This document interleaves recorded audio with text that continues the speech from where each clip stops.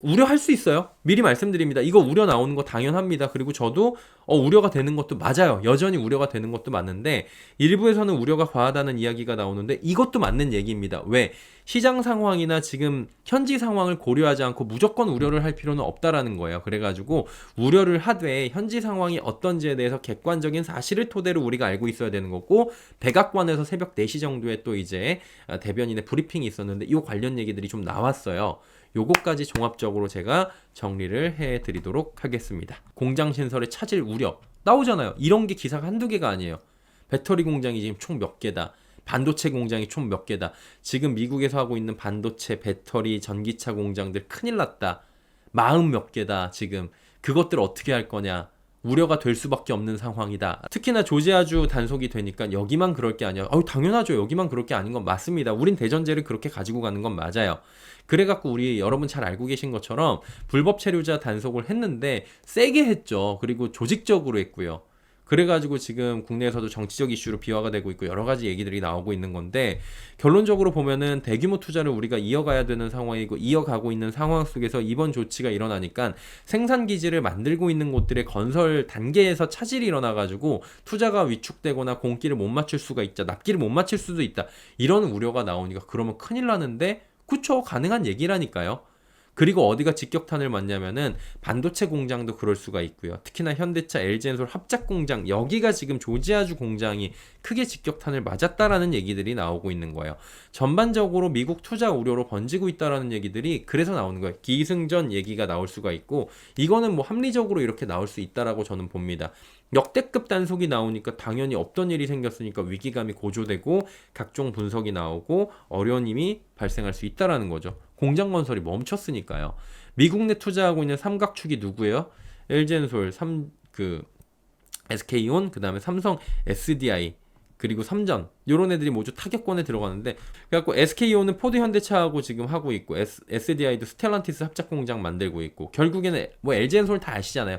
그 북미 투자 본격화 전에 이미 만들어 놓은 곳들도 있지만 공사가 지금 한창이면은 지연될 수도 있고 가동 차질 우려가 나오고 현재 지금 인원 파견이 안 되니까 불안하니까, 그게 지금 비자 문제 때문에 이런 얘기들이 충분히 나올 수가 있다라는 거예요. 특히 지금 비자 리스크 조금 전에 언급했잖아요. 투자 리스크가 이쪽으로 전이가 되면서 산업 우려, 금융권 투심도 냉랭해지는 겁니다. 이스타 그다음 B1 비자 전환이 필요한데 발급이 좀 오래 걸리고 지금 쿼터제 얘기들도 나오고 있는데 지금 아직까지 본격적으로 어떻게 되는지 불확실성이 있다라는 거죠. 산업 속도와 괴리감이 있다라는 거예요. 우리나라의 지금 경제 규모 이런 거하고 비교해가지고 경제 협력사, 결국 이제 인력 투입 이걸 해야 되는데, 이게 만약에 지금처럼 우려가 커져갖고 막히는 시기가 길어지면은 건설 차질이 불가피하다. 특히 한국 기업 겨냥한 것이 아니냐라는 업계의 불안감이 잠재워져야 된다. 당연히 나올 수 있는 얘기입니다. 그러다 보니까 대한민국 전용 취업 비자 2포 신설 필요성이 급부상하고 있고요. 이거 얘기해야 된다는 거예요. 나라 대 나라로. 호주, 싱가포르, 칠레 같은 경우에 쿼터를 확보했는데 대한민국은 미국에서 지금 투자를 이렇게 하고 있는데 사각지대다. 그러니까 미국 현지에서도 이 필요성이 나오기 시작하고 있어요. 지금 외신을 보면. 그러면 현 투자는 뭡니까? 여기 보세요. 이런 기사도 나옵니다. 좋다 말았네. 주가 파란불. 근데 막판에 올라가긴 했죠. 현 상황은 뭐냐면 단기 리스크, 중기 리스크, 장기 리스크를 나누는 건데, 단기는 북미 투자가 지연이 돼요. 주가 불확실성이 확대될 수 있다. 이게 단기적인 거죠. 지금 보는. 중기적인 건 뭐냐면은 한미 간의 비자가 결국에는 키잖아요. 비자만 해결되면 그냥 그 비자로 나가가지고 그 사람들이 건설하면 되는데 그게 뭐가 문제한 거예요. 그러면 얼마나 빠르게 비자 협상이 타결이 되느냐. 그래서 투자가 안정적으로 가가지고 거기서 우리 한국인들이 관리 감독을 하면서 건설까지 할 수 있느냐. 이 논리가 강해질 수 있는 상황이에요. 이게 맞아요. 여기까지가. 지금 우려가 나올 수가 있는 게 맞다니까요. 근데 우려만 하는 게 과장됐다라는 분석이 나오기 시작했다라는 겁니다. 어떻게? 이렇게. 하나증권에서 미국 배터리 공장 단속이 이미 선반영이 돼 있다라는 거예요. 영향 미미하다는 거예요. 저도 이거 보면서 생각했던 게, 근데 공장이 이미 조금 연기가 됐을 텐데 라는 생각은 했었거든요. 근데 여기서 저는 근데 그 자료가 제가 없잖아요. 현지 자료가. 근데 여기서 나왔어요. 하나증권에서 찾다 보니까 조지아 단속이 산업 충격은 이미 반영된 일정이다. 그래서 우려가 과장이다. 하나증권에서 나온 거예요. 제가 한 게 아닙니다. 하나증권에 따르면 이 조인트벤처 공장이 이미 지연이 확정돼 있는 상황이에요. 그러니까 공사가 조금씩 늦춰져 갖고 지연 확정돼 있는 사안이래요. 이 배터리 만드는 조인트벤처가 당초에 벌써 2024년 말 가동 계획이었지만 전기차 수요 둔화랑 이 캐즘이죠.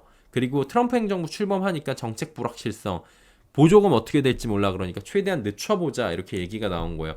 그리고 현대차는 하이브리드 전략 강화를 이미 과거에 했거든요. 그러니까 여기를 좀 공기를 늦추면서 공사를 미루고 하면서 가동이 연기된 상태였다. 그러니까 지금 공사를 못 해갖고 납기를 연말까 이게 아니고 하반기로 연기된 상황이어가지고 그 부분에 대해서는 너무 과도하다라는 얘기가 나오는 거예요. 즉 이번 단속으로 인한 공정 지연이 이미 현실화돼 있었대요. 이 지연이 아니어도 현실화돼 있다. 그러니까 현실화돼 있는 일정이 지연된 그 상황 위에 겹쳐진 거래요. 그러니까 어차피 그거예요. 버스가 안 와가지고 그 저기 학교 지각한 거야. 학교 지각해 있는데 근데 뭐 저기 보니까 학교가 조금 늦게 와도 된다라고 얘기를 했었던 거네. 알고 보니까 이렇게 된 거죠. 그래갖고 버스를 내가 못 타게 됐는데 넘어지든 뭐든 버스가 늦게 왔던 그래갖고 버스를 늦게 타게 된 건데 알고 보니까 학교에서 좀 이제 조금 늦게 와도 된다라고 이미 사정이 됐던 거예요. 조금 더 직관적으로 표현을 해볼까요? 즉시 생각난 건데 대학교 다닐 때 우리 아씨 어떻게 늦었어 그러면서 차를 하나 놓쳐가지고 내가 늦은 거야 20분이. 그래갖고 지각이야 그러면서 막 달려갔는데 가고 있는 도중에 연락이 온 거예요. 친구한테. 야 오늘 그 저기 교수님 1시간 늦으신데 좀 천천히 와도 될 것 같아. 요런 상황이었던 거죠. 무슨 얘기인지 조금 이해가 가시죠? 그러니까 이게 교수님이 안 오신다는 건 아니야. 근데 교수님이 조금 늦어가지고 내가 지금 상황상 차를 하나 놓쳐가지고 20분 단위에 차가 조금 늦어가지고 조금 늦었는데 이 부분에 시간은 벌었다라는 거죠. 그러니까 해소가 된 건 아니고 시간은 벌었다라는 거예요.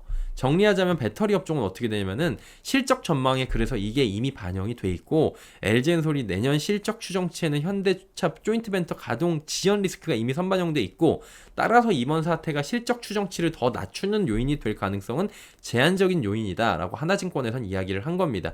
특히 이번 단속에 대해서 2027년도까지 아주 먼 미래까지 장기화될 가능성이 있느냐? 그거는 조금 이제 극히 낮지 않느냐 이런 부분들을 얘기를 한 거고요. 물론 그럴 수도 있지만 예. 그리고 자동차 업종도 영향이 미미한데 현대차 기아는 북미 EV 판매 목표를 조정을 했어요. 그리고 하이브리드 쪽으로 과거에 이미 좀 갔잖아요. 전략적으로. 그 결과 단기적으로는 배터리 수요 자체가 좀 줄어있던 상황이기 때문에 조지아 공자 조인트벤처 지연이 주가 실적에 미치는 영향은 제한적이다. 현대모비스도 전동화 부품 비중이 늘긴 했는데 공장 가동 지연이 단기 리스크로 번질 수준은 아니다라고 정리를 한 겁니다. 그러니까 가동 연기 기정사실이라는 현장 근거에 따라서 집행 속도가 느려졌고 현장 인력 충원도 수요 둔화에 맞춰서 조정 중이다. 업계에서는 공사가 늦어지는 건 맞는데 애초에 가동 시점 자체가 조정된 것이라고 그래서 파장이 크지 않다라는 의견도 있다라는 겁니다. 결국엔 뭐예요? 이번 사태는 단기적으로 언론 시장에 불안감을 주는데 실적 펀더멘털 간의 훼손 요인이 아닌 그런 것으로 보인다라는 거고요. 오히려 이제 주가에 대한 흔들림은 그런 부분들은 조금 이제 미미할 수 있다. 라는 얘기들이 지금 나올 수가 있는 거예요. 이렇게 보면 이제 배터리 업종부터 자동차 업종들까지 딱 보니까 업계에서는 그래가지고 이렇게 얘기들도 지금 나오고 있다.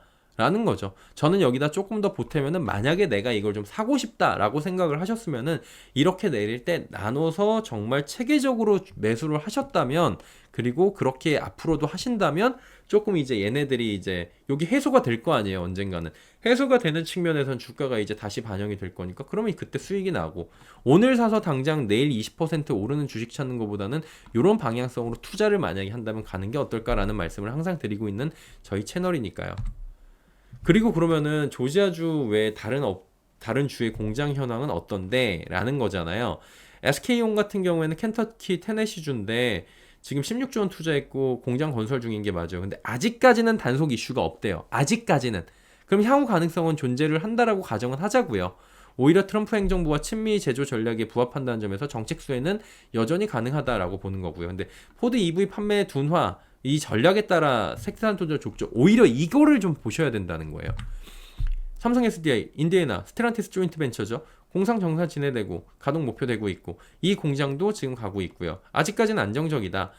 노동 규제 리스크는 있는데 조지아주 같은 급격한 단속 사례는 아직까지 없고 미시간, 일리노이 인근에서는 아직 협의 단계에 머물러 있어서 직접적인 차질은 없다라고 보실 수가 있고요.